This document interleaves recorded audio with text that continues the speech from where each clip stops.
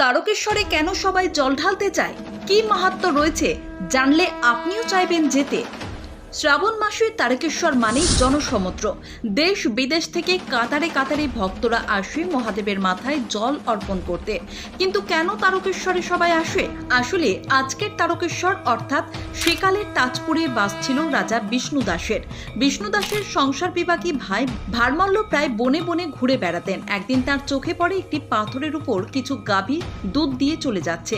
সেই দৃশ্য দাদাকে জানাতেই তিনি সেই পাথরটি তোলার ব্যবস্থা করেন, কিন্তু ব্যর্থ হন। পরে ভারমল্ল স্বপ্নাদেশ পান মহাদেবের।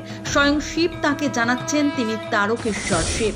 তিনি ওই বন থেকে গয়া এবং কাশী পর্যন্ত বিস্তৃত। সুতরাং তাকে তারপুরের জঙ্গল থেকে উচ্ছেদ না করে ওখানেই প্রতিষ্ঠা করতে সেই মতো মহারাজ জঙ্গল কেটে মন্দির স্থাপন করেন, যা আজকের তারকেশ্বর শিব মন্দির নামে পরিচিত।